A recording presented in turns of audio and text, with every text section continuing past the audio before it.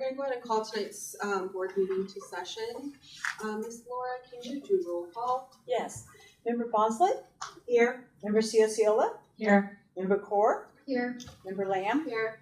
Member Pretty? I'm here. Member Quilty? Present. And President Dami. Here. Thank you. Thank you. Do we have any comments on closed session agenda items? We do not. Okay, so we'll be discussing expulsions and suspended contracts, readmission case, personnel listings, as well as conference with labor negotiators and legal counsel.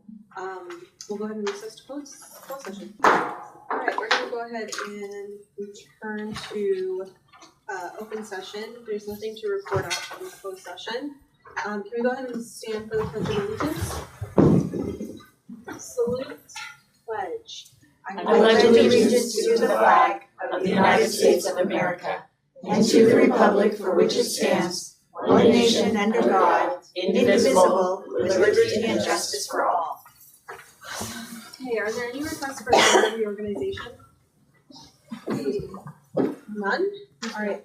Shock. Aw. And there's, sorry, there's nothing to report out of closed session. We have student report. Hi, Carmen.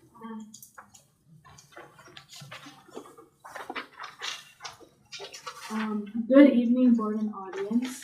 I want to start off by giving you guys a financial report. Our freshman class has $12. Our sophomore class has $1,429. Our junior class is $1,901, and our senior class has $7,346. And for our class points competition, the freshmen have 722. The sophomores have 1,618. The juniors have 2,663, and the seniors have 3,245. So I'm sorry, what was that? Oh, it's for our class points. Okay. So over these past few weeks, we had class meetings, and we went over where to spend money and some ideas on how to fundraise more money for each class. And the senior class, we're doing online fundraising in places like Chipotle and Panda Express to make more money. And then this past Friday, we had our first Friday activity, which was flag football. And then our prom is May 10th, and our theme is masquerade. And our building is the 530 in Arizona. And we're having our prom committee meetings right now to discuss on how we want to get a DJ and where to spend our money wisely, which our next prom committee meeting is tomorrow. And now for our spring food fair, our paperwork is now available, so clubs are turning in their paperwork for food fair. And then ASB applications are available on April 1st, and yeah, they're due April 20th. Next week, we're visiting Berry School, ASB is, to inform 8th graders about Yuba City High School and how we run ASB. The past week of school, students were preparing for their interviews for our CTE pathways, and they went really well. And then our ASB team wanted to say thank you so much for your support in our ASB leadership program at Yuba City High School over the years. You have granted us permission to attend the CATA Leadership Conference at UC Santa Barbara the last 2 years, and it has changed the trajectory of our leadership program. As a class, we have grown in our leadership and understanding, and we've been inspired to serve our school site to the best of our ability. So many things about CATA have positively impacted our lives as young leaders. The ASB leadership advisors at both high schools have been communicating in hopes of both high schools being able to attend CATA for the same session this summer. Paperwork is en route for your approval, and we're asking for your continued support and investment. We believe that we are the leaders of not just the future, but also the present. We will represent the district well now and in our future endeavors. Thank you so much from the YCHS ASB leadership team. Thank you. Nice job. Staff recognition. So thank you. I am stepping in on behalf of Director Rob Hogue. So tonight we'd like to recognize someone from our nutritional services department. The CARE program, Connect, Appreciate, and Recognize our staff for the purpose of promoting excellence within our district. So I'd like to invite Karen Leno and Ophelia up to the podium to be recognized.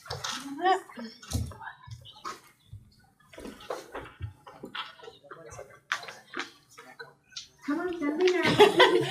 Don't be shy. Congratulations. I just wanted to say a couple things real quick about Ophelia. She's been working with nutrition services for 4 years. She's currently working at Park Avenue as a cook transport. She's just a positive breath of fresh air with our kids. She comes in, gets on their level. She breaks down meals, kids don't understand what things are. She speaks to them, multi-language, just gets them and gives them that mama love sometimes that these kids need, especially at our younger sites, and just makes them happy to come in and see nutrition services and see what we have to offer. So it's nice to walk into a kitchen and see smiling faces and happy people that want to work, and Ophelia is a prime example of that. I've never seen, there could be a million things going on, ovens, timers, everything's going off, and this woman still has a smile on her face and greets every single one of the kids that come through that door with, they are the most important thing in the world, and it doesn't go unnoticed. So definitely notice it on our admin level. Her manager is here as well, and he's actually the one that made the recommendation for this. So we definitely just want to say thank you. We appreciate what you do. We know the kids appreciate it, and thank you for having quality meals and putting pride in your work. Thank you. All right, we're going to take a break now. Leon manages Park Avenue, everybody. All right. Can you just scoot a little bit this way? Thank you. That is a perfect smile. Congratulations. Thank you, guys.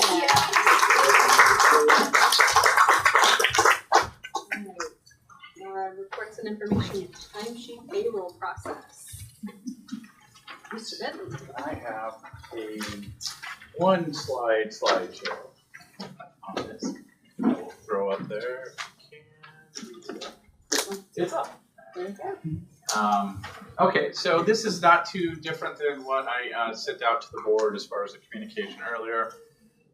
But this is the life cycle, the time cycle for our manual pay. Most of our employees for the regular pay are paid at the end of the month on the 30th. But if you have extra pay situation or substitutes, they are paid on the 10th of every month. And this is essentially how it works. Now, I will say we process a lot of time cards. So, in excess of 1,500 time cards per month. And our current process, we have the last workday on the time card of the 18th. And that is then paid on the 10th of the next month. Currently, the process is done by manual paper time cards. We have the concern over timing has been brought up before. We have looked at some different things, and one of the things that we have had some conversation, more than just conversation, a little bit of a deeper dive on is doing electronic time card process. That will take some time to implement, and we need to just make sure that we have everybody on board as far as HR and payroll to move forward. So that is something that, just pointing out, our current process is manual time cards, but there could be some room to, improve that process. So the below is just kind of the what happens during those days between the 19th and when the payroll is paid.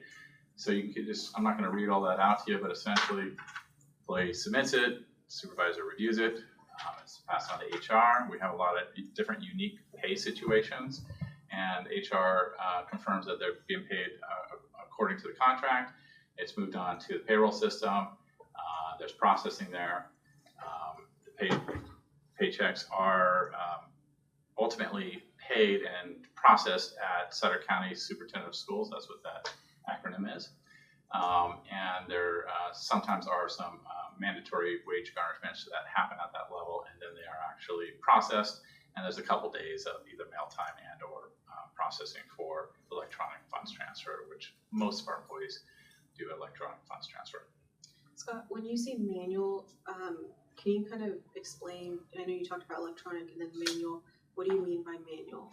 Manual is like, the time card is on a piece of paper, and once it's all checked and verified, it's, payroll gets it and they key it in and process it from there. And it's been a minute since I've been a substitute in the district, but I recall just going into like ASOP or Frontline, whatnot, and then just accepting a job and not having to That's a very good point. So sorry, that's Do not paper. what I said was not 100% accurate. There's really a lot of staff are paid through ASOP as far as Subbing for a, substituting. subbing Very good point. a pay period, I mean, you get a teacher that has a prep and they're covering another class where someone's gone. I did those timesheets and they're inundating. So on the And take certificated forever. side, it is more electronic. On the classified side, it's hourly pay and it's more actually time card. I just can't believe in this day and age, when you require teachers to submit grades online, that you can't do this online. I'm not saying we can't. And truthfully, if I work on the 19th of a month, and like if I work on the 19th of March, and I don't get paid until the 10th of May, that's a ridiculous amount of time. Ridiculous amount of time, especially to ask a sub to have to wait. No, it's not the subs that are waiting, it's, Oh yeah, they are. I was thinking it was The more sub- that no, when it's you all cover of a it. separate. It's subs and teachers Is there- and all of them. What is the methodology behind I don't paying think it all it's in code. bulk on the 10th? As opposed to doing it more every couple weeks or something like that? Like a Or rolling? Or when it's gone through the appropriate, when it's gone through all the appropriate approvals and checks and balances and it's ready, submitting it to be paid. well, that would, I guess, result in several pay processes. I haven't heard of a school district doing that. I don't know if that, I'm not sure what the capabilities are. I don't know. I know that the Sutter County Superintendent of Schools will only do it once a month. Okay. I know in your Friday letter, Scott, you mentioned several really small districts and how they're able to do it. But you didn't include any of the bigger districts. In Marysville, if you work on the 31st of March, you get paid on the 10th of April. In Natomas, if you work on the 31st of March, you get paid on the 10th of April. In Twin Rivers, if you work on the 31st of March, you get paid on the 10th of April. And those are bigger districts than ours. So if they can figure out how to do it, I don't understand why we can't. Are you talking about subs or are you talking Any about of it, timesheets? all of it. I called these districts and asked. They don't have this huge time delay. So I don't know why we can't seem to be able to get it together to pay our people in a more timely manner. I think Waiting 42 days for a pay is ridiculous. I think what I heard this time though from Scott, and please Scott, correct me if I'm wrong, is that there is a path forward as far as streamlining the process and going more electronic, It's a process that would need some transition time. And is that a fair, accurate Yeah, statement? even what I mentioned about the electronic time cards would not get it to the 31st. We're talking, cutting some time off of that. It would just take, money, to be honest with you, to make it, more staff, to make it, more timely. These other districts don't have more staff. They figured it out. Maybe we just Are you need to sure? talk to these other districts and figure out how they're doing it. I think Marysville actually has less staff than we do. We had a conversation with Marysville. Yeah, I don't think they. I think they have some challenges with Well, but accuracy we and do other too. things. Some challenges with accuracy, even the way we're doing it. So maybe we can get it together. That would be nice.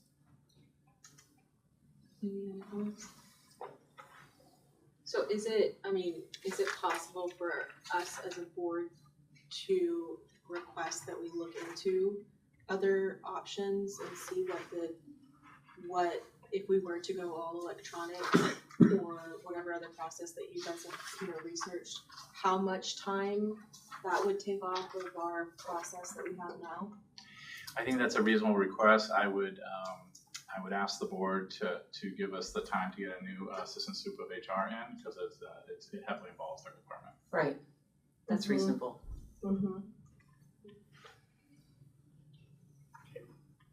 You guys okay with that? Yeah. But would you guys as a board like to move forward with It just looking needs to into get exploring going, because processes? this has been a multiple year. I've been asking this question for years. Well, I thought that, okay, forgive me, but I thought that's what Scott said, is they have looked into they are looking into doing the electronic, is that correct? We are looking into that, but yeah, and I But you don't can't. wanna pull the lever until you have an assistant soup. I think that is, yes, we need an assistant, yes, because we need their input to the whole process. You're talking about changing people's duties and how things get done, and it's gonna take some time to figure all that out. And can we do it with our existing staff, or do we need to change things up? I don't know the answers to all those questions. Okay, but in order to research the answers, or at least to start, is there anything holding us back from just looking into it right now? Starting that. We've looked into the electronic time card system, and besides that, again, I think I'm gonna need to coordinate with Assistant Soup of HR to see how the two departments are gonna work together process. And so I've been here because I've been, as you have, in terms of the request, and I think some of the challenges that we've been working through and trying to navigate is that, you're not always coded in the same way. So everyone thinks there's a single code, that's how you get paid. There's multi-coding, there's some intricacies regarding how people are paid, and I think that that's been some of the conversation about which system will be the best, which ones will run into more glitches. And I think that that's what Scott is saying is, until we get our Assistant Soup of HR seated along with Scott to look at it from a bigger picture, because I know that it sounds easy, but I've been here and I think that we've been trying to navigate electronic timesheets since the days of Hallie, and we haven't been able to get there because of just, you bring HR in and there's all these nuances they talk about, and then it stops again, and then business starts. So I think it's fair. I think we hear the request in terms of, can we condense the amount of time that it's taking to pay either for extra time or subs. I think we all, that would be a goal for all of us. How much you can condense that, because I also know that one of the things that our HR, and I know there's mistakes, but I think the accuracy overall is good, and that is one thing that we have to make sure is that there's not these huge issues that are created because we go electronically too fast. I'm always a little skeptical when we go too fast. I mean, I'm sorry, go ahead. sorry. I mean, I think it's, in all honesty, I think it's unrealistic if we think that 1,500 number goes to zero. I think that there are always one-offs or multi-offs where you're going to need paper timesheets to be filled out. I completely understand. But if we can somehow streamline the process to bring that number down, I think that I'd be happy. And I'm here length of time. Yeah, I mean, I think that's the result, right? Reducing the number of the YCUSD timesheets that they have, like manual timesheets that they have to process. I think will they're naturally condense the timeline to it. But part of it, though, can I add something? Is there's still a vetting system that you can't shortcut because 1,500 time cards will still need to be reviewed. Yeah, so I'll still need to review every time. And the job number has to be on them for who I they set for. completely agree, but like, so just from the teacher perspective of this, and I know this is just one little minute example, but like if I'm out for an hour, 2 hours, or half a day, right? I have entered that into ASOP, and ASOP has either identified another person to take that position. So to me, somehow there should be some communication there that automatically alerts, the person that they took my job or whatnot. And I know when I was working at the county, my supervisors then had to go in and they approved my absence for the reason that I was out for. And I'm assuming that they would then also go in and approve the person who took my position as well. But I can tell you that if there was somebody else that was covering mine, they didn't do it by the 31st and I didn't get that notification that your absence has been approved sometimes until like April, and my absence was in August. Right. I'm just like 100%, No, I know, being true. fully transparent, but like people were still paid.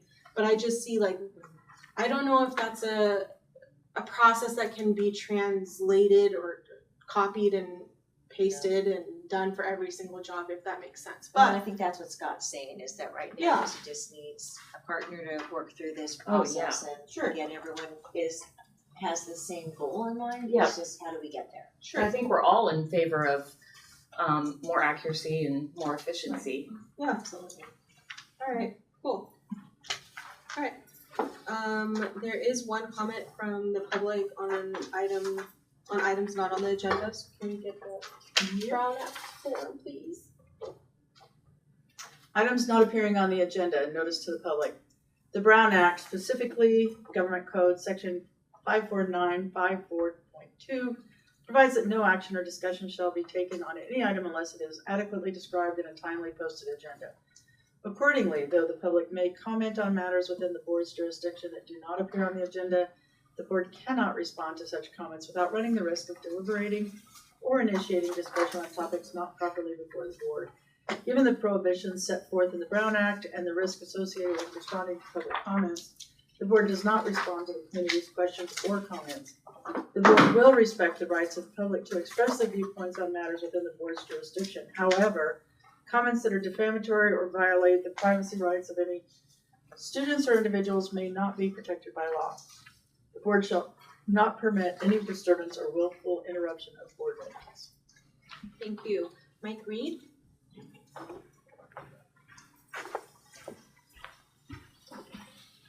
Well, thank you, Board Member Pretty, for reading all of that, because that's a you're long thing to read. Again, good evening, Board President Dami and Superintendent Sumi. I'm pleased to be here. I wanted to come over actually and introduce myself. My name is Mike Reed, and I am now the Trustee Area 2 representative for the Sutter County School Board.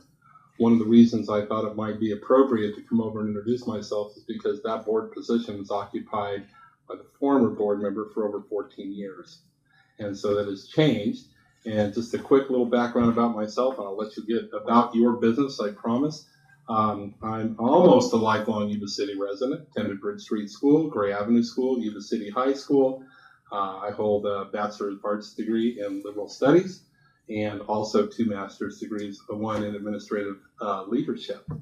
I almost started my educational career at Little New Estro School. Up here, I was there for 11 years. I then went to Franklin, where I ended up being the vice principal, became a principal out in the Wheatland School District at Lone Tree and also at Wheatland Elementary. And this is where my lifelong residency in Yuba City changed. I took a position with a company that actually served the islands in Hawaii. And I was a statewide consultant for the Department of Education in Hawaii for 3 years, returning back to the mainland to be a superintendent up in the Humboldt area. And so here my wife and I find ourselves again. My wife worked as a teacher in Yuba City Unified. Of your 17 schools in my trustee area, there are actually 4, I believe, that reside in my trustee area. They are Park Avenue, Bridge Street, Gray Avenue, and Yuba City High School. And I really enjoyed when I was out campaigning for this position, listening to the positions, the thoughts, and the wisdom of many of our local constituents. So again, unless you have any questions, I just wanted to come over and introduce myself and say thank you for the work you guys do here in Yuba City and for the students, the parents you serve right here in this district. It's highly important work, and I applaud you for it. And Doreen, with that being said, you notice I didn't say one thing about your interim budget. So there you go. It looks fantastic. Thanks, Thank Mike. you, board members. Thanks, Thank you. Any questions on the consent agenda? Hearing none, can I get a motion? Make a motion, we approve. Second. On a motion by member Ciocciola, second by member Lamb, all those in favor? Aye. Any opposed? Hearing none, motion carries. Action item, audit report for fiscal year 23-24. Okay, we have representatives from Crow to explain our audit report. I gave you a little heads up what's going on in the audit report in the Friday letter, but I'll let Jen Aris give the full details here. Great, thank you, Scott. Good evening, thank you for having me here tonight. I'm Jen Aris. I'm your audit partner, so it's my signature on all of your audit opinions. Just a bit of background here. Typically, we would have been here earlier in the year presenting the results for June 30, 2024. The filing deadline for your audit report is actually December 15th annually. And this year, there was a delay in receiving information from a third party that processes certain transactions on behalf of the district. And so, no fault of the district, that information was not available both for your management team to close the books from a financial reporting standpoint, and then also for us to be able to audit the information. And so management went through the appropriate steps to ask for an extension on the audit report, obtained appropriate approval, and once that information was available, man, it was lightning speed to get everything done and issue this audit report for your review and to make sure it was filed with the state timely. So all good from that front. Crow is actually engaged to perform 4 separate audits for the district. So we'll talk about each of these as we go through. We do perform our audit under governmental accounting and auditing standards, as well as the generally accepted auditing standards in the United States. We perform using a risk-based audit approach, meaning that we don't audit every single transaction, right? We would have to be here shadowing your business services team to check every single thing that they did if they did that. But we go through and we assess where the risk may be, and then perform sampling and apply materiality in the work that we perform. From an accounting standpoint, this year, accounting standards, there was one new accounting pronouncement that was adopted by the district but did not actually have a material impact on the financial statements. So nothing should look different, if you will, from what you've typically seen in the past. We do pay close attention to areas where management has the ability to apply judgment and estimates. Examples of that would be the local control funding or LCFF revenue calculation, useful lives of capital assets. You have your pension liability calculations that are included in the financial statements, and then should there be any loss contingencies, so pending lawsuits, those sorts of things, additional procedures would be applied there. I'm happy to report that there were no audit adjustments as the result of our procedures, meaning that we did not identify anything that required correction or was not of a level that would require correction, but significant enough that we would need to bring it to your attention. So clean audit, if you will, and the financial information presented to us was noted to be complete and accurate. If you're looking through the financial statements themselves, I think you have some paper copies in front of you. I would refer you to page 78. And this is kind of a nice snapshot of the results of our audit procedures. And so remember in the beginning I mentioned that we perform 4 separate audits. We audit the financial statements.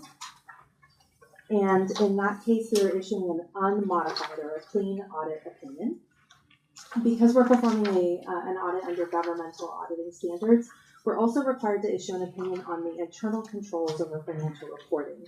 And so we had no findings as it related to internal controls, and therefore we're issuing also an unmodified opinion there. Given the level of federal funding that's received by the district and the related expenditures, we are engaged to perform a uniform guidance audit over those federal expenditures, so very prescribed in nature. This year we tested 2 programs, the special education cluster and then the remaining COVID-19 or ESF funding ESSER, and had no findings as it related to the federal funding or expenditure testing that we performed. Lastly, we perform an audit over state compliance. There are, I think 42 different state compliance procedures that the district could be subject to. And so in performing that testing, we've actually issued what's referred to as a qualified opinion, meaning that we did have findings in this area. And because of the level of the finding, one in particular, we had to qualify that as a material weakness. And compliance is really a pass-fail, right? You either complied or you didn't. So if you wanted to flip to page 81, you'll see the first finding that we have here, and it is classified as a material weakness. This is a finding related to classroom teacher salaries. So there is a requirement that the expense of education be 55% or more. And in this case, the calculation was 53.6%, which is deficient by 1.4% or just over 2.7 million. So given the dollar amount in question there, we were required to identify it as a material weakness. I want to be careful here. The finding is related to the category of expenditure. There was no question over the, I'm going to call it, authorization of the expenditure. So we're not saying that there was $2.7 million in expenses that shouldn't have been paid. It's just the category in which the payment was made and this special calculation under state compliance. The second finding relates to the after-before school education safety program calculations. And in 3 cases, there were discrepancies between the supporting attendance records and the reporting that had been filed. And so there was an overstatement of that after-school program ADA of 10 students. So again, that's classified as a finding. I'll pause in case there are any questions for myself or Scott or anyone. All right, well, I would like to extend certainly our appreciation to the Business Services Office.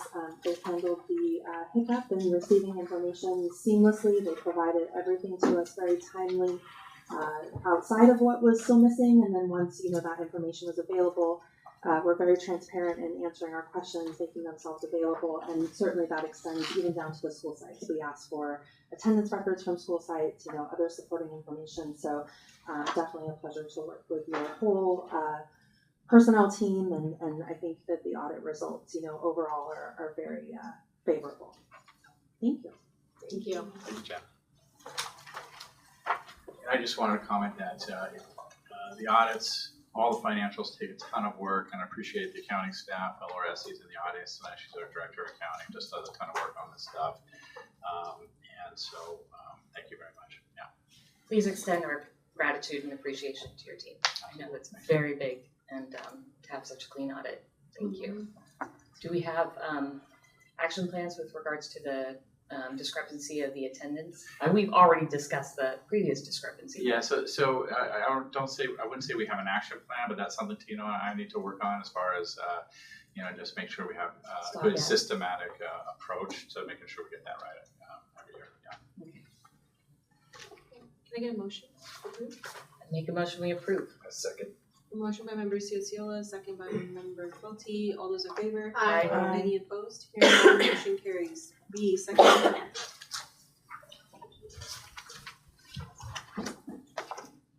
You again. No, I'm the discussion today, apparently. So sorry in advance. Okay, well, I guess the good news is a lot of the slides look very familiar because we did this back in December. Thank you.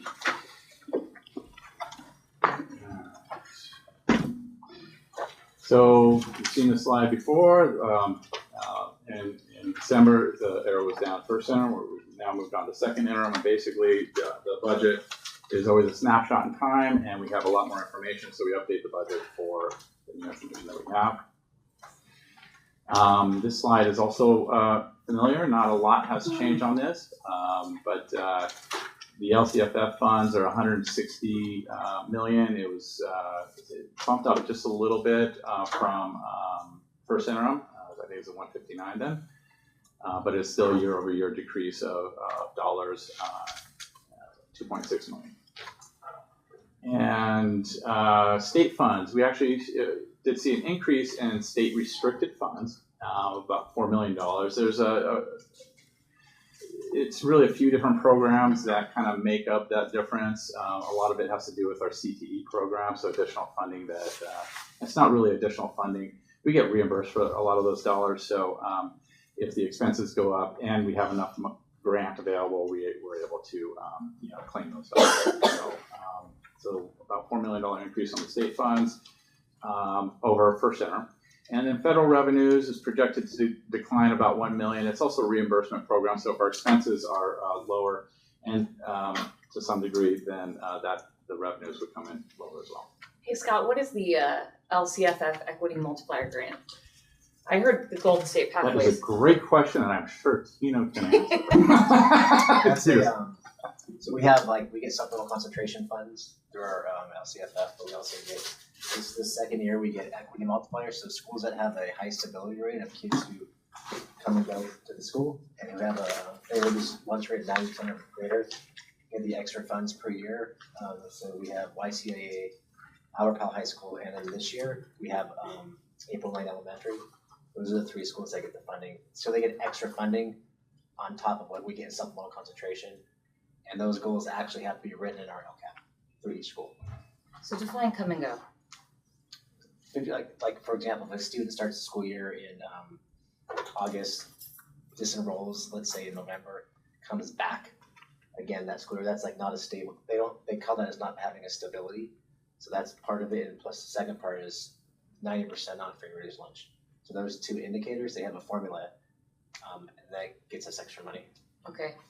They're And this is a specific to totally- those schools, right? Yeah, you can only use those Yes, on those. to those specific schools, Right. yeah. And so, and this is a totally ditzy question, but I'm okay to ask it. And that is, so all lunches are now free. I mean, they're paid for by the US tax dollars, but why are we still using that? Cause you say, if they are available for free or reduced lunches, but So why is everybody gets free So lunches. why is it still calculated as a percentage for sites? Because that's how we get most of our, so our unduplicated funding is based on our. Let me take that question. So it used to be based on this free and reduced application. Right. Okay.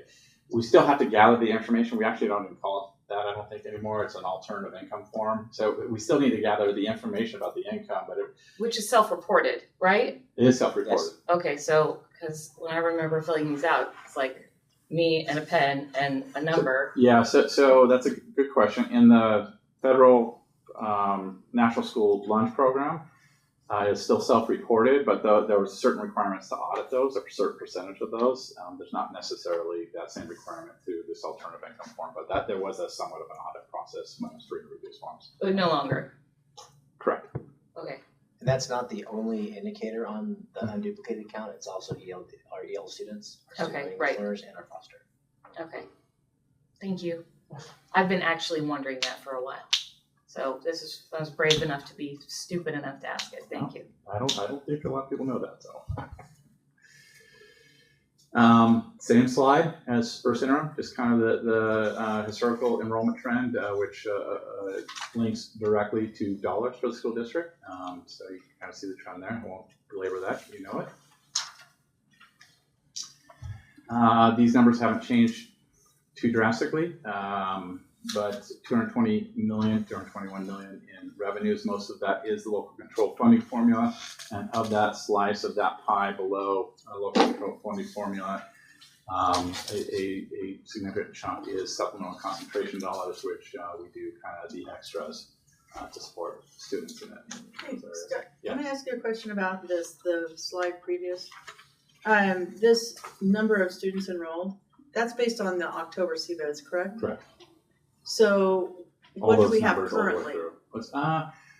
It's up. I don't know exactly what. So our enrollments come up, Yes. but you're still trending it way down. So every number on this entire slide is the exact same date. So it's all relative. It's all first week in October, and all For the trending. CBEDS. So CBEDS. And the historical trend of this district is it kind of goes in a few waves, but it does come back up and drops back off, kind of around the winter holidays, and then comes back up a little bit. So we do get some seesawing during the school year. Yeah.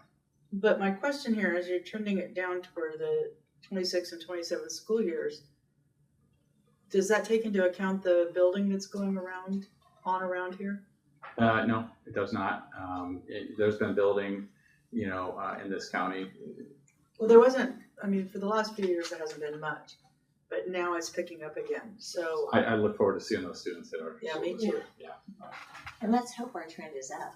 Yes. I'm glad to be wrong on this slide, So if I'm wrong again, that would be great news.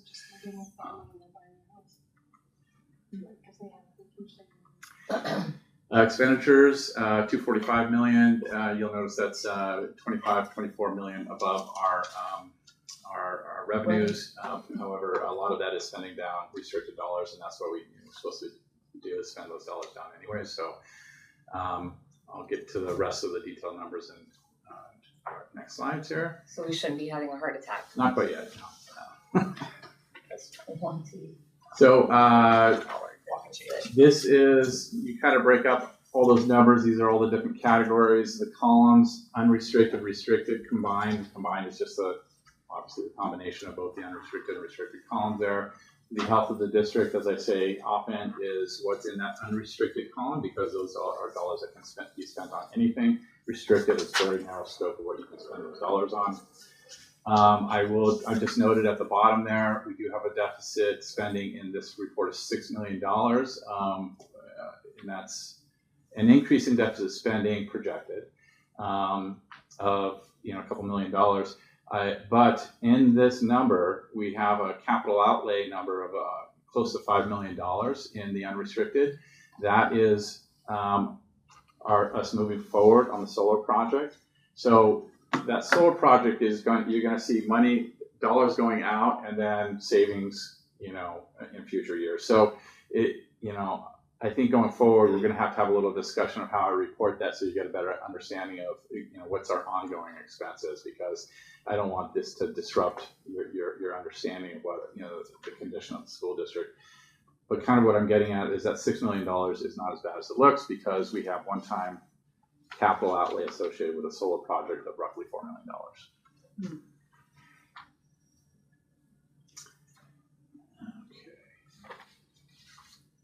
Ending fund balance is kind of your safety net. It's your savings account. Make sure you can withstand the ups and downs of what happens in the economy and our school district.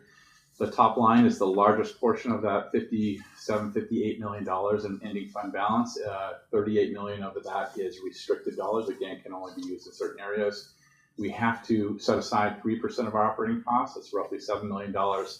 And then you can see the unassigned and revolving cash there as well.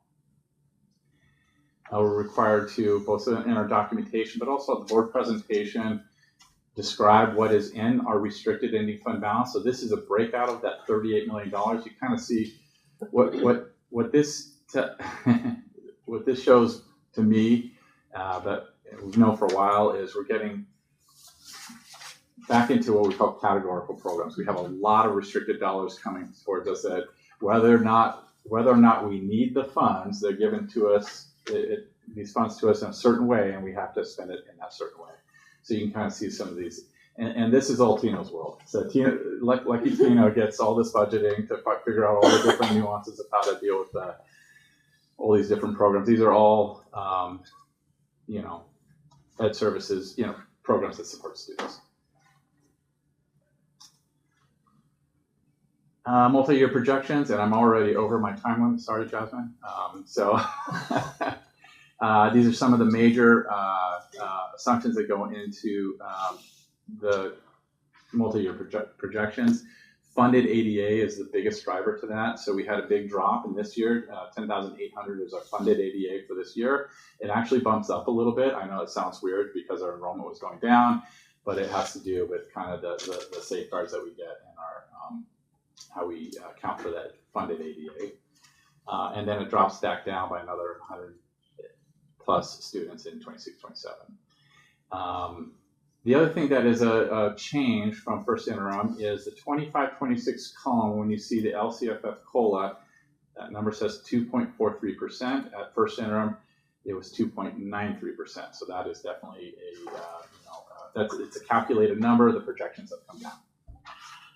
Everything else on that is pretty much the same. Scott, yeah. I think I have to get back to you on this, but the STRS and PERS, I know that there was some talk about how with the contract agencies we would need to include some of that, there would be additional fees because we would need to pay them for the PERS and STRS or something like that. Well, so you can actually see the PERS, second line from the bottom, is increasing. So we have projections on what that is looking like. So that's a percent of all classified payroll. The employer portion of PERS for this year is 27.05, going up, a little over 0.5% for next year, and going up for the following year. But I'm talking about our contract employees, if we have a speech contract or contractor, that we would, where we right now don't have to pay a percentage to PERS, we would be required. And I can't remember if it's next year or sometime soon. Sounds about right. Yeah, I'm not as familiar with that impact yet, but I'm sure I will be. So, yeah. Thank you. Yeah. And just taking those same numbers, we just add 2 columns there, 25, 26, and 26, 27. Those are out years projections. This includes unrestricted, restricted. This is the whole budget for all those years. And we do have some deficit spending in the out years. I put those green lines on the bottom because, again, that's the change in the unrestricted ending fund balance. That second line from the bottom. That is probably the most important part of that entire thing. What are we doing in our unrestricted funds? So we have minimal deficit spending projected in 25-26 and then a surplus in 26-27. This is without the impacts of negotiations. Of course, we want to make sure our staff is paid well. We will, obviously, once we settle, the impacts of those dollars will be put into the budget. These are our other funds. 4 of our significant funds. Child development has their own fund. Child nutrition has their own fund. We have a deferred maintenance fund and Mello-Roos. These are builder fees in Fund 49. So they're all doing fine. And child development is definitely deficit spending this year. And they have about $1 million balance there. Child nutrition, we're deficit spending, but that's planned. We actually need to reduce that ending fund balance to some degree. Is the Fund 13, does that also include staffing? Everything to do, yes. Staffing, supplies, services, everything to do with student nutrition. Oh, thank you. Yeah. And big picture, broken record, you know these things. Declining enrollment, declining AD, declining revenue. Revenue is not keeping pace with what we get on a per student basis as the COLA. So we need to make sure that our and the next line is related to that as well. We just need to make sure that as our expenses are aligned with our revenues going forward. I don't think there's anything else new in that slide. So we are certifying this budget as positive. That's where you want to be. If we were looking at not being able to pay our bills in those 3 years out, we would have a different conversation here. It would either be qualified or negative. But at this point, the budget is fine. We just have to, take heed to some of the, warnings and reality of our district. Question? I absolutely fail all the time. Sorry. Since there's no questions, can I get a motion, please? Motion to approve. Second. Motion by member Ciociola, second by member Lamb. All those in favor? Aye. Any opposed? Hearing none, motion carries. C, expulsion, suspended contracts, and readmissions case recommendation. I move that we approve as discussed in closed session. Second. On a motion by member Pretty and second by member Ciociola. All those in favor? Aye. Any opposed? Hearing none, motion carries. D, second reading for proposed revisions to YCUSD board policies. Thank you. So at the last meeting, there were some questions and some information that I need to go back and bring back to the board. So I think the first questions were answered. I'm going to direct you to board policy 2121, which was the superintendent's contract. There was confusion, and I've submitted on the last in front of you. It is the last page. So I read that thing several times trying to figure out what was wrong. So what happened was there was added language in CSB's version, so you'll see what was struck through. So it should read, however, the board may take action to terminate the superintendent without cause during any month in which a regular meeting of the board is not scheduled. Does that make more sense now? Okay, but still we have a board meeting scheduled every month, right? Mm-hmm. So how does that work? So you would hold that. So you would hold the termination of the superintendent at a regularly scheduled meeting. So many districts don't have a board meeting every month. So often they don't have one in July. They don't have one, during different months. So if you wanted to terminate the superintendent, it needs without to be cause. Correct. It needs to be when? Is not scheduled, so that not needs to go away at the end. That we can do it during any month in which a regular board meeting is not scheduled. So That is the actual head coach. So that That is doesn't make any sense. How does So that make sense? if you didn't have a board meeting in July, then this would come into play, right? So if we wanted to terminate a superintendent without cause, we would have to cancel our July board meeting to have a month without a board meeting. No, but you can't do it during a special board meeting. Right, you have to do it during a regularly scheduled meeting. Am I crazy? No, I hear hear what you're spitting. You're mopping what I'm spilling? Yeah, that. Okay. What is the education level of the lawyers who write this This garbage? is actually an education code, Yeah, I'm so looking at it. what I took out Exactly was what it the says. extra language. So during any month, so the board may take action to terminate the superintendent without cause during any month in which a regular meeting of the board is not scheduled. Yeah, So during is that- any month. They need to with a fix that. regular That means meeting of the never. board But it's is ed, not it's scheduled. ed code for all school districts. But this. Our Does school it make district, it- our school district Does does make have a that- meeting in July, so I understand what you're saying. I move that we cancel all July board meetings. No, but the thing is that we can't talk about any of that stuff during a special board meeting anyways, based on the board policy. Correct. Yeah. So So I That think is the you intent. take what applies and you leave the rest. Yeah. Is what I'm assuming, because there's 3 different points to it. So the first point says you can't do it during a special or emergency board meeting. The second So says. it has to be a regular meeting. Ergo, correct? Except for, this is exception to that. Yeah, and the second one says you can't do it, you have to do it in a month if you don't have a meeting, or, you can't do it within 30 days after the first convening of the governing board after an election. Right, that's totally understandable. So I think we would just follow that one and leave the rest. no, but they're two different things. It's A and it's B. So I think However, it's one or the other, you have to pick which one would work for you, 1 second. that's what I'm assuming. Or. Click this. I don't know. You can't do it at When a you say special A meeting. and You B, can't I do it at think a it's- special meeting. it's gotta be at a regular meeting, Or an but emergency. you can only do it It's in a month where a regular board meeting is not scheduled. So I think it's Make it make if you don't sense. have a regular board meeting, you can't schedule, it's an exception to the rule, you can schedule a special board meeting and do this. No, because that No, says because you that's the can't. first one, you can't do it at a special board meeting. But I believe this is an exception to that, that's what I'm getting at. Oh, Crazy. Yeah, it's very.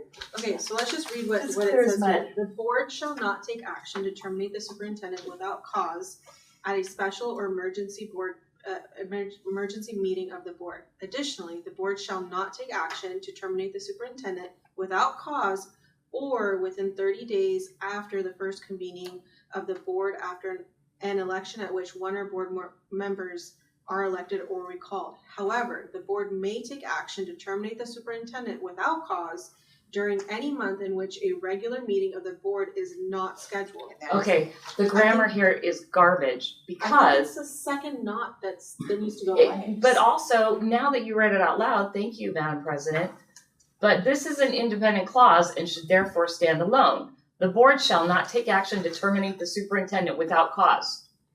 Now you have a coordinating conjunction.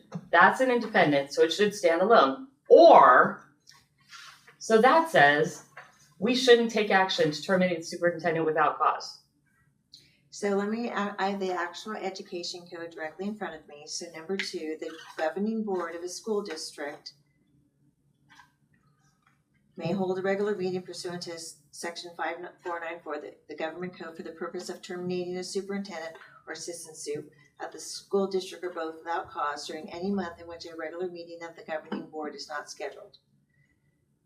So that is the actual, the governing board is not scheduled, so that's the actual education code. I think it's a typo with the ed code. uh-huh. Well, then I Yeah, reject call this. them and tell them. Well, forget it. I'm not making their mistake my law. I'm looking at to see if it's been corrected online. No, it hasn't. No, that's what she's There's looking one, at. there's one here. The last update is from the 1st of January 2024. Maybe they could go through some 4th grade grammar. But We get it. I agree with you. It's like a double negative where we can't do it. Well, there's that, yeah. But then there's also the other issue with the, you can't terminate them without cause.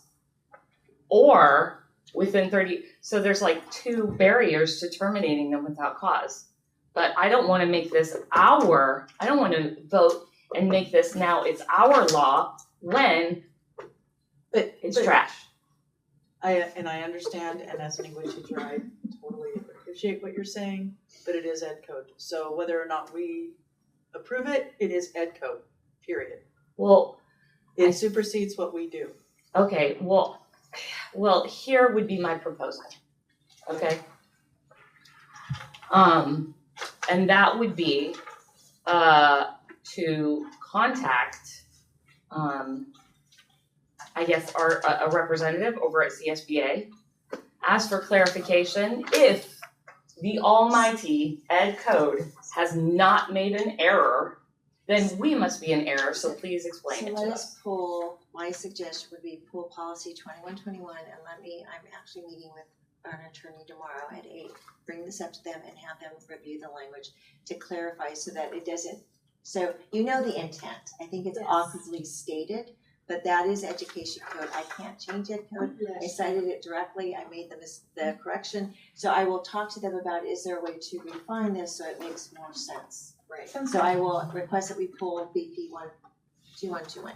You know, so I suggest that we just look at the first two, A and B, and forget about C. Well, even B is wrong. Well, Even that one is wrong. You have to go by ed code though. I know, but I mean, Which ed code no, is a after an mistake election, right now. that makes sense. Well, yes, that part makes sense. The part I have a problem with is additionally, you may not terminate them without cause. Or it should just be without cause within 30 days of an election. But they've added that coordinating conjunction, indicating that the primary clause is independent and can therefore stand alone. So let me know when Ed Code wants to talk to me about basic grammar So, rules all right. and intent. So Because you again- can't guess intent. It is what is on the paper. So I think the superintendent wants to pull this item. Correct, just my so she can- recommendation is right, because again, this is exact ed code citing, I understand there seems to be confusion, the intent is you can't terminate within 30 days of any board member seating, and then the next would be is the meeting time, so let me talk with legal regarding the confusion around this language, although it's cited by ed code, what they might suggest to make it more clear. Does Ed Code have a helpline? I have a question on page 24. I would though, of that totally same call policy, even though we're pulling it. So you struck out, or somebody struck out, the board may consult with district legal counsel prior to holding a closed session with a designated representative to discuss compensation to be paid to the current or prospective superintendent. Why was that struck out? It's Page 24, this one. under point 12. Because compensation has to be discussed in open session. Gotcha. So, okay.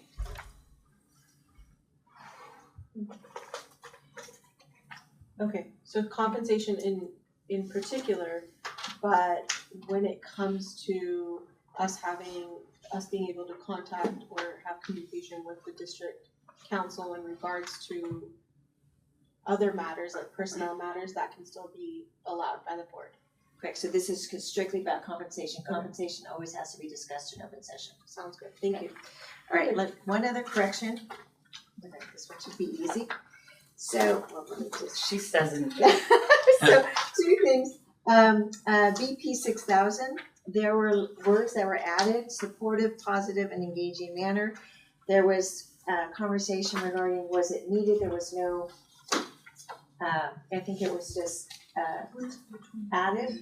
It's not education code, it's a matter whether or not the board wants to keep the language of supportive, positive, and engaging manner. You can keep it or you can let you delete it. It's will of the board. You could delete it.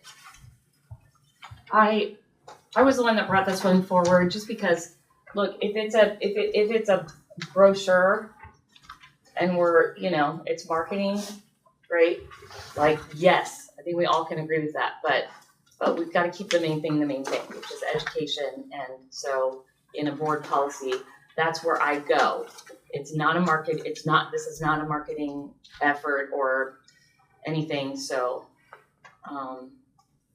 Strike it or leave it. I would like to strike it. Alright, rest of you guys. I don't see any problem with keeping it, truthfully. Okay. Yeah. Right. So what's your guys' pleasure?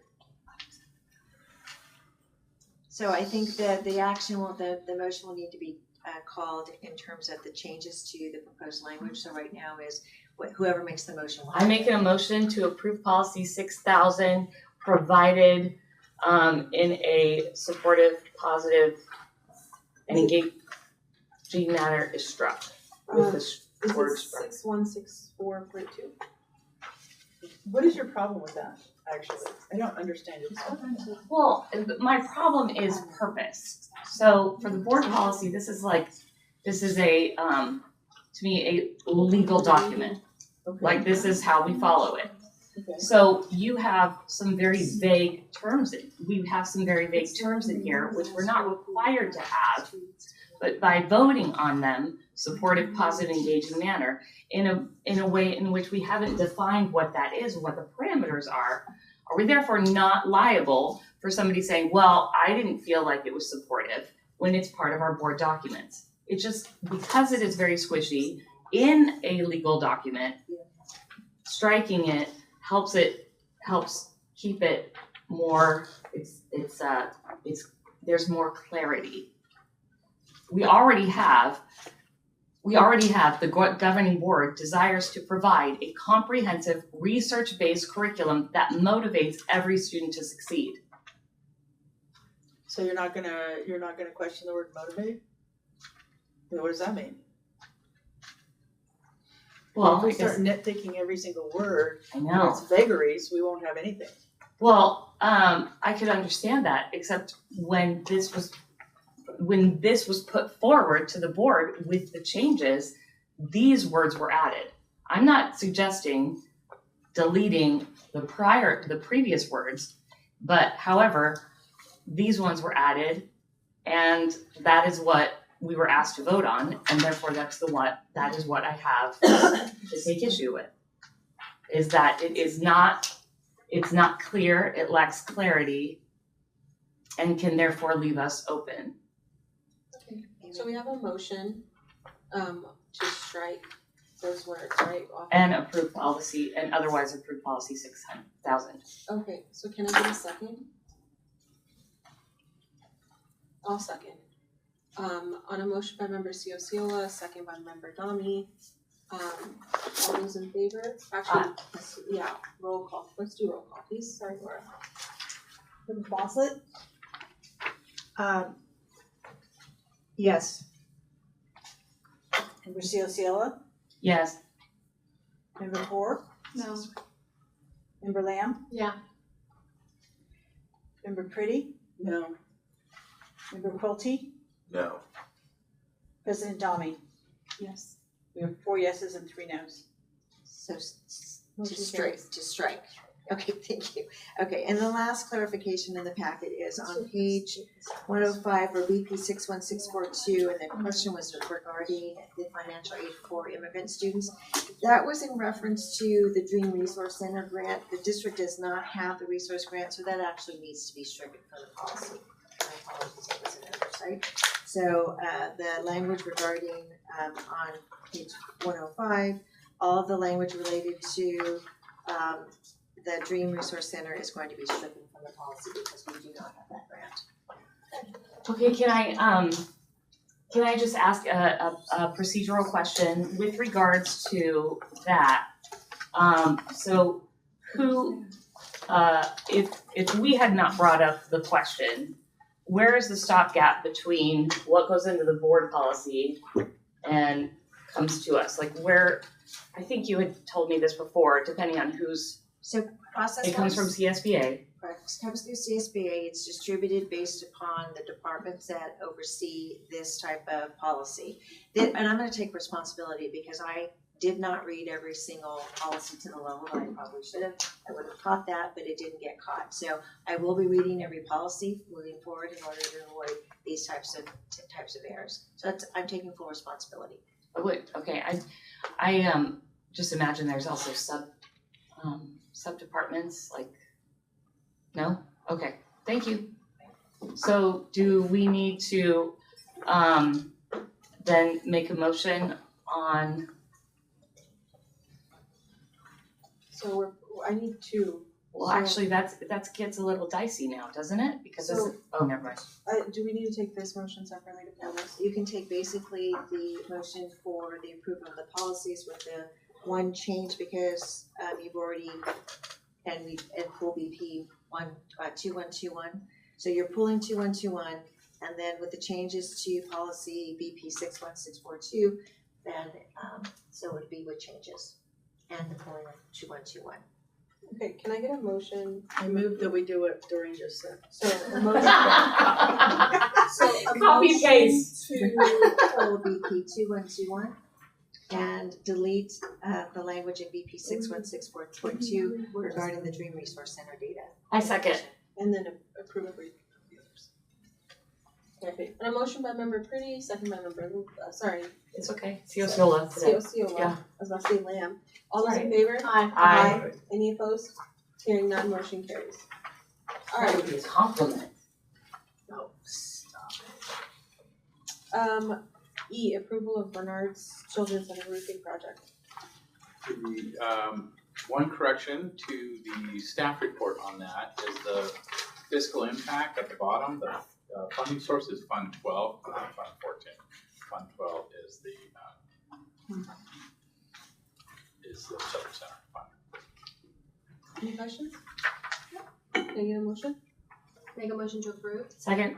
Motion by member Lamb, second by member Ciola. All those in favor? Aye. Any opposed? Hearing none, motion carries. F, approval of YCHS roof being installed.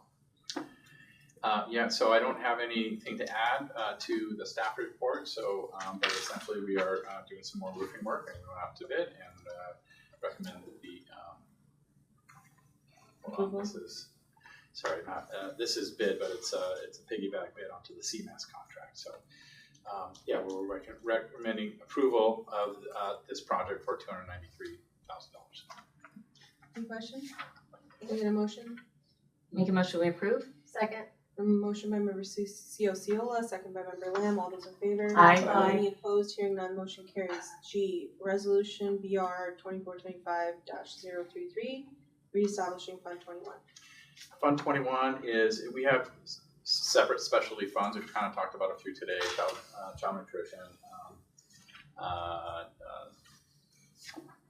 preschool center.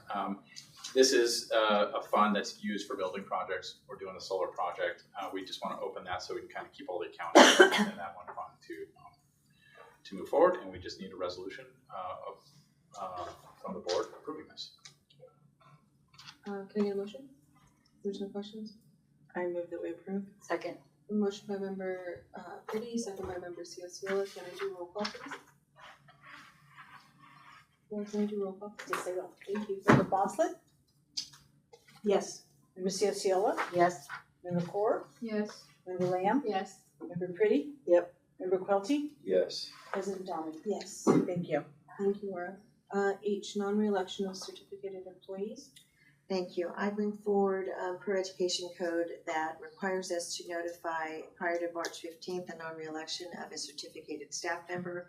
Recommendation by staff is the non-reelection of employee 113142. Can I get a motion? I make a motion we approve? Second. A motion by member Ciola, second by member Bonslett. All those in favor? Aye. Any opposed? Hearing none, motion carries. YCUSD school site safety plans.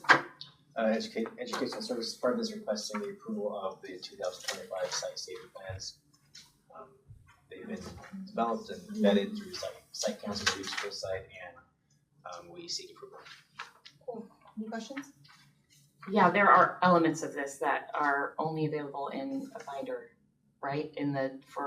Those are the like evacuation procedures, shelter in place.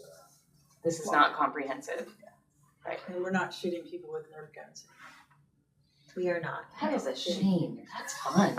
No, it was not fun. Any other questions? It was not. I'd let you shoot me, Shelley. The Nerf gun. Any other Sorry. questions? No. Okay, can I get a motion? Make a motion we approve. Second. On a motion by member Ciola, second by member Lamb. All those in favor? Aye. Any opposed? Hearing none, motion carries. 15, board reports, information and discussion. Any board reports? Yes. I attended the Yuba City Charter School board meeting last week, I think. And they're doing a lot of stuff in terms of vocational education. They're looking to build a new kitchen because their culinary department is really growing. And they're having the same issue that we are, and that's trying to get more students. So that was a big discussion on how to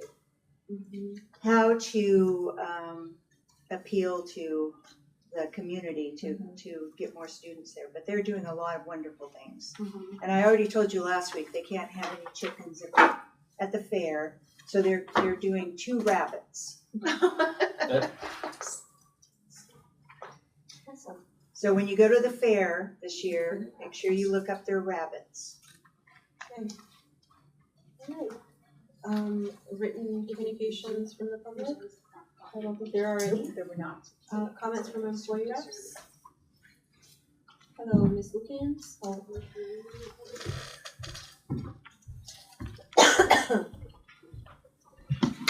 Good evening, board, staff, and anybody in the audience. I'm Dina Lukens, President of the Yuba City Teachers Association. A couple of things I'll address tonight. First, I appreciate this board's dialogue today and interest in improving our practices of paying employees in an efficient manner. I do want to bring to your attention, since it was brought up tonight, that in October of 2022, YCTA brought it to the attention of the district that the district appears to be in violation of Ed Code 45059 that states, if the pay is an hourly, daily, biweekly, quadro-weekly, or monthly rate, the district shall pay the employee within 10 days after the end of each calendar month or regular pay period during which the services are performed. That Ed Code is suggestive that if we perform services on October 31st, we're paid on November 10th. The district's practices don't seem to be in line with that. YCTA listened at the time to concerns about all those things you heard tonight about the paper processing and the multiple signatures and the multiple reviews. But we were assured that the district would make progress towards expediting the process. Regrettably, that hasn't happened yet. So it is my hope that in your continued interest in attempting to pay employees in a more timely manner, we'll make progress. I do want to let you know that when we first brought the issue to the district's attention in October of 22, Mike Reed was the assistant soup of HR. We brought it up again when the assistant soup of HR was Cloris Henry. So I would hope we can make progress without yet another assistant soup of HR. So I appreciate your interest in moving this forward. I recognize there's a lot of processing, a lot of work that gets done, a lot of review of timesheets. I just hope that we can continue in a growth process. We ask teachers to engage in a reflective practice to continue to figure out how can I do it better. I think we can do it better, and I appreciate the efforts to do it better. I'd also like to address the safety plans. Safety in our schools is more challenging than it's been before. This district's taken a lot of effective actions to help protect safety. Unfortunately, those actions have included making our schools sometimes look like enclosed fortresses. Still keep hoping someday there won't be a cyclone fence maze to get to the front door of Lincoln School. But I do appreciate that we've made our campuses more secure. It is another one of those areas where we continue to work. I appreciate Board Member Pretty's mentioning we're not shooting people with Nerf guns, because we've also rethought how we drill for active shooters. We need to make sure that our drill for active shooters isn't traumatizing. So I appreciate that we no longer engage in drilling in those manners. It's a delicate balance of protecting student and staff safety so that they feel safe at school, while also being prepared for bad things to happen. So I appreciate all the work we've done in that area. And I will tell you that YCTA has been thoughtful and deliberate in our hopes to improve safety, and brought forth to the district at our last session some modifications to our contractual article about safety. It weighs heavily on our minds. And then finally, I'd like to conclude with just a few mentions. Some of the board actions you've taken the last couple weeks have begun the retirements. March 1st is the deadline to notify if you're planning to retire. and eligible for the retirement incentives from the district, I'd like to recognize a few folks who you took action on. I was at April Lane today. I have to tell you, the April Lane teaching staff is incredibly diligent and dedicated to figuring out all the ways to meet the diverse needs of all our students and figure out how to get them the right interventions, rearrange students, figure out interventions, and also address an incoming population of students speaking Farsi. I've watched that staff do that together for a number of years. Well, next year they will have 3 vacancies at April Lane, 1 because of increases in enrollment, but 2 because of retirements. Jennifer Curtis came to this district in 2011 and is retiring, and John Rosecrans is retiring from 3rd grade, having come to this district in 1994. So we wish them well and hope that April Lane will be able to replace these teachers and hire a new one. In the case of John Rosecrans, for those of you who've been on elementary campuses, you know it's unusual to have a male teacher in K-5. So John Rosecrans is the only male teacher at April Lane. So hopefully the gender balance is not there, but it'd be nice if we had a representative in the ranks. And then I'd like to also recognize Robin Zaragoza. Robin Zaragoza is retiring from AK. Robin Zaragoza is the last staff member from the original Andros Carperos Middle School. That's what we were back then. Robin was in that first group of teachers who started a school without a school. They started school at Lincoln and St. Isidore's Church. And I am proud of the work that they have done to build AK into the school it is, welcoming in the formerly West Walton folks to become a TK to 8 school. And Robin Zaragoza has been instrumental in that commitment to the students of AK, and she will be sorely missed. And then I'd like to recognize Allison Wary. Allison Wary joined the district. She was actually the 3rd year of AK, so Allison started at AK and then moved over to UBC High School. Allison was instrumental in the Project Village, a grant that was instrumental in Yuba City High School teachers thinking about thinking and how to teach students to think. Allison took a lead role in that project, has been the content lead for a number of years, and has been a exceptional biology teacher at Yuba City High School. And my last person I'll mention, I've mentioned him before, but David Satterley is retiring.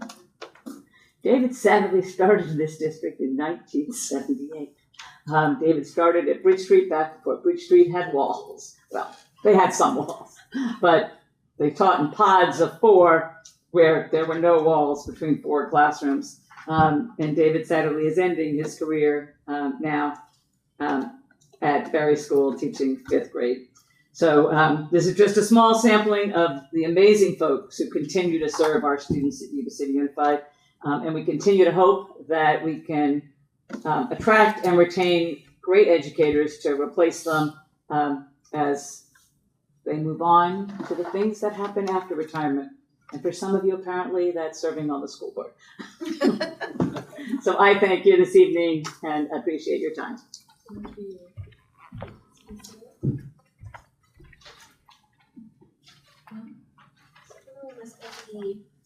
Me too.